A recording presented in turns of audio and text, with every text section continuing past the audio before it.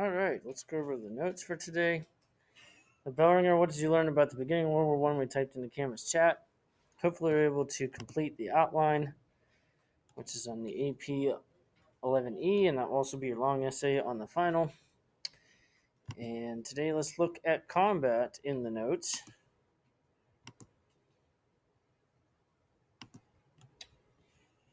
So,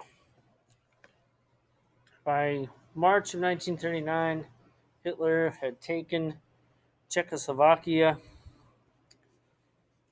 and in the spring, he put pressure on Poland to return the city of Danzig, which was German speaking, and or had a large German speaking population, and for the right to build a railroad through Poland.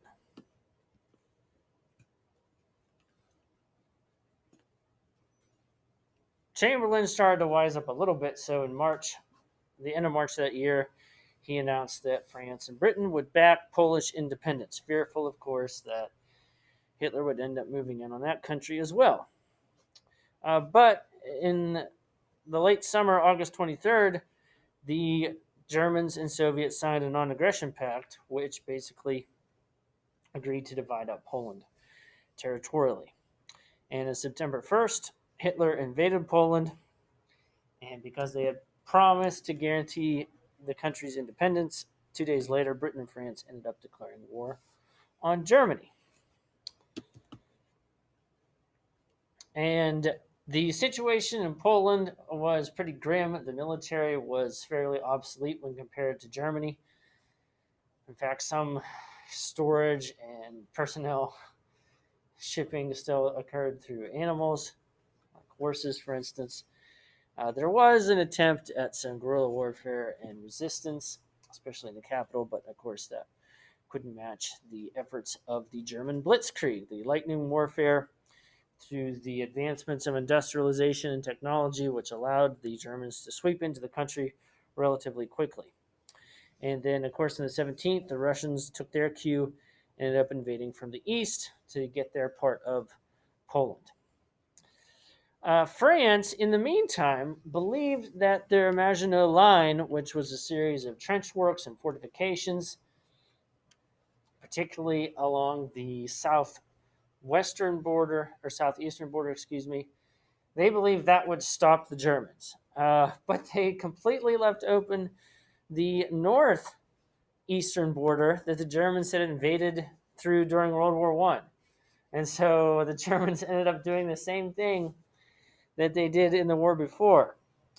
First invading Denmark in 1940, and also the country of Norway when it seemed like they might not be as neutral as originally indicated.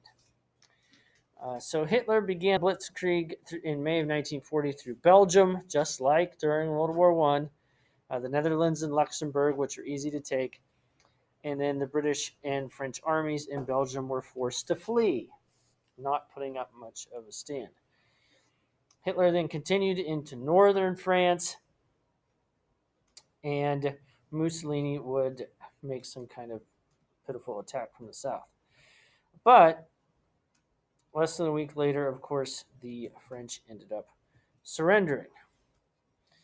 This, of course, led to a humiliation, particularly at the beach of Dunkirk, where forces would try to evacuate before captured by the Germans.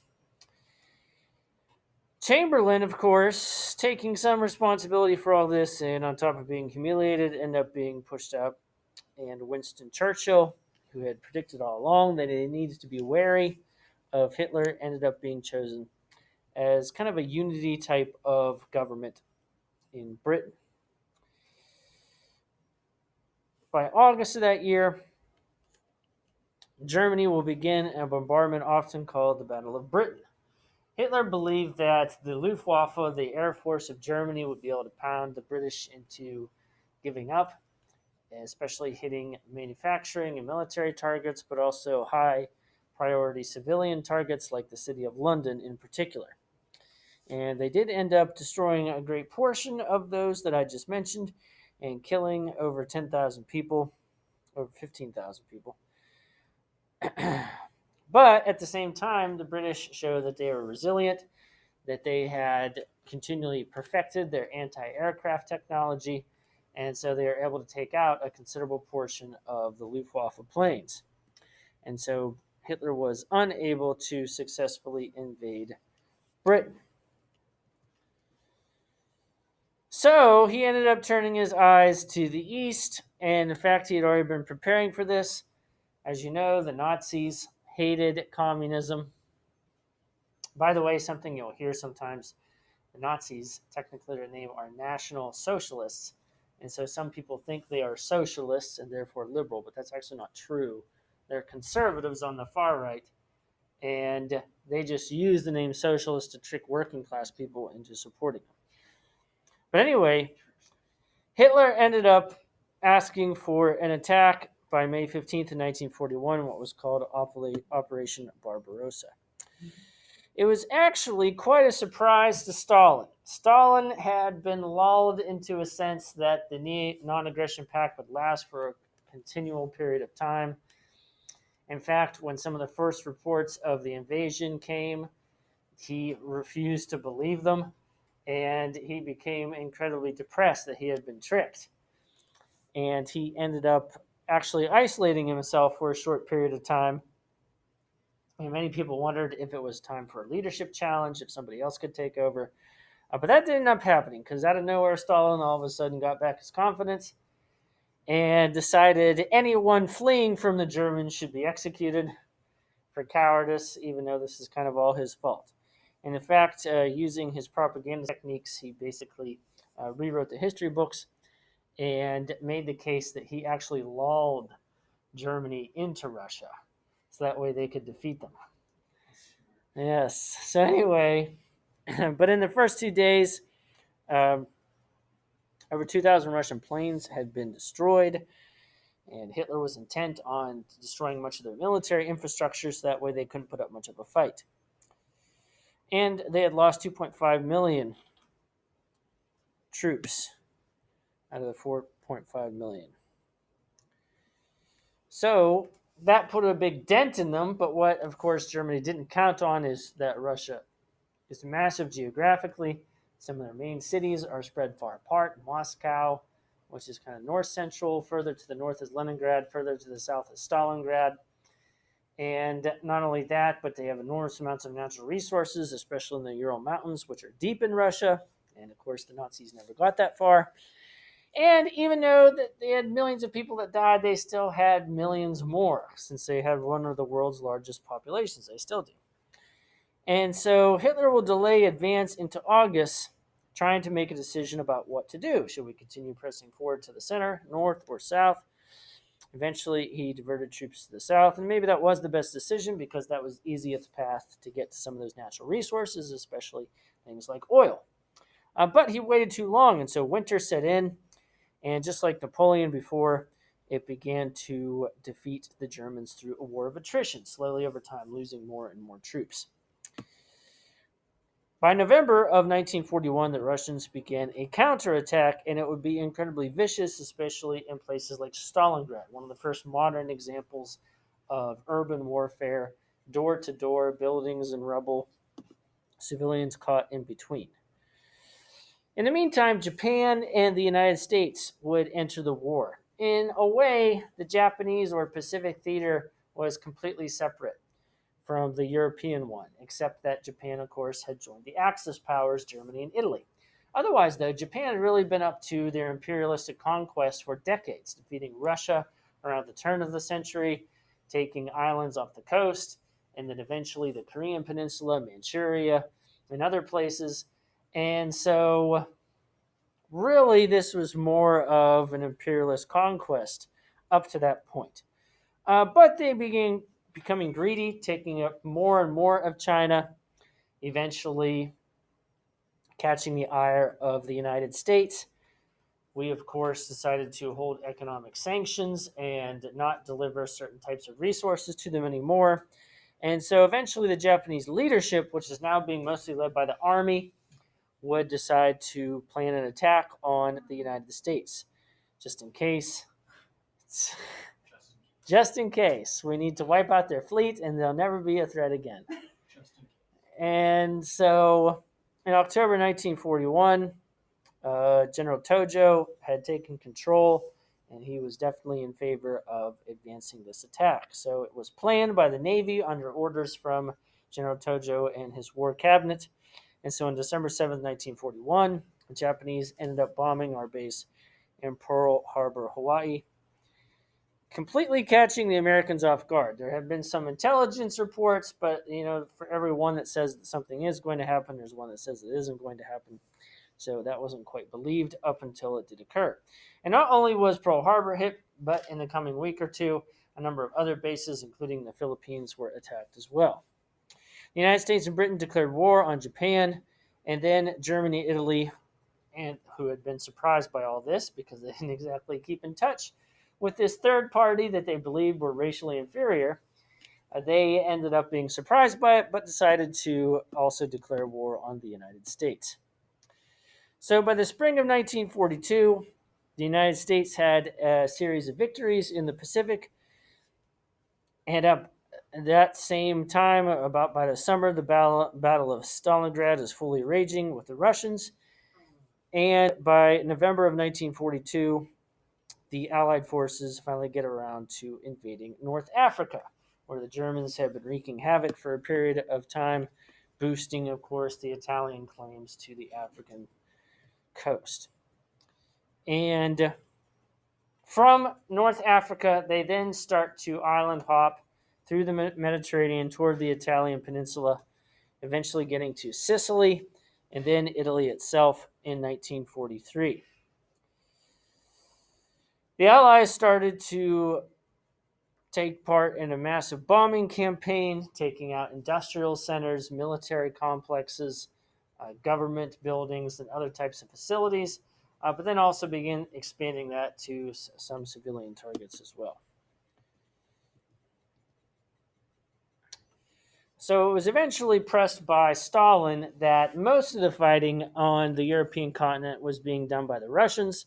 They had lost the most troops, and he pointed out that Germany is only really going to be defeated if they open up a two-front war. So eventually, FDR and Churchill acquiesce, and they plan a D-Day invasion for June 6, 1944, or thereabouts, depending on weather and other things. The French coast had been heavily fortified, and the invasion was just going to take a large body count. They were just going to have to keep throwing men at it, wave after wave after wave, until they could slowly inch inward toward the beach and eventually take the fortifications. And that's exactly what they had to do. They also used some paratroopers dropping in from behind, but mostly it was going to require large amounts of men in the first several waves. And eventually that worked, but of course France has a lot of rough terrain, and the Germans have been there for a while, organizing, fortifying, and so it wasn't exactly a quick sweep onto the interior of the continent. And in fact, in December of 1944, the Germans launched an attack where they were hoping to create a large hole in the Allied lines known as the Battle of the Bulge. And in fact, they did end up surrounding some American units there that had to be rescued by other forces. So by March of 1945, the Allies were near Berlin. The British and Americans and support were sweeping in from the west. The Russians were from the east. By this point, those parties began to distrust each other, and so really it was an attempt to try to conquer as much territory so that way one side could get it, the capitalists, instead of the other side, the communists, and vice versa. Because by this point, Churchill and Roosevelt suspected that Stalin was not going to just let go of the territory that he conquered, and that turned out being true. But by the time this all comes to a close, Hitler decides, of course, in April 30th, 1945, to take his own life, and then the government ends up collapsing shortly thereafter. Something interesting about all this, of course, is what some of the other allies are up to.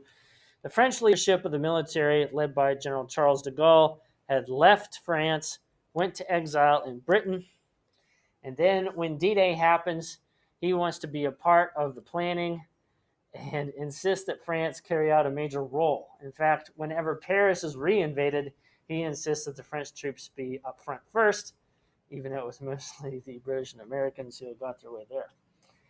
So there's also some political and diplomatic efforts that were causing some hiccups inside the Allied front. But in the case of the Pacific Islands, the United States and the British have been island hopping, jumping from location to location, moving ever so closely toward the Japanese main islands. And one of the things about Japan, of course, is part of their militaristic culture. The fact that they had convinced that their own people, including civilians, it was better to die fighting than to keep up a struggle, that the Americans and British were inferior races that were filled with hatred and emotions, and therefore were going to brutalize and rape the Japanese people. So after really drilling this in, the Japanese government officials, mostly military people, were set on Japan holding out to the last possible second. This, of course, created an awkward situation because the Allies were going to have to ask the Soviet Union to join them. And when they did that, they were worried that the Soviet Union was also going to end up keeping some of the territory. So FDR has passed away by this point. Truman has taken over, and he's presented with the idea of a nuclear bomb. And so eventually the decision is made to drop the bomb on Japan for two reasons. One, to get them quit, because it would just result in much more deaths if they had to invade the islands. And two, also to stop Stalin from helping to invade the islands as well. So we dropped a bomb on Hiroshima and Nagasaki. And this is often debatable in history of whether or not it was necessary. And a lot of people concentrate on the fact that it killed so many people at once, but actually our bombing campaign before the nuclear bombs had already killed hundreds and hundreds and hundreds and hundreds of thousands of people. Tokyo, for instance, had been firebombed with an earlier version of napalm over 2 nights, and we burned over 100,000 people alive.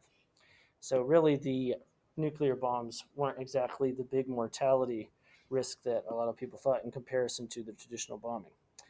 But anyway, by August 14th, 1945, Japan would surrender. And of course, there would be lots of fallout from the impact of the war that will occur later on. We'll talk about that tomorrow. So hopefully you get the outline done if you haven't already.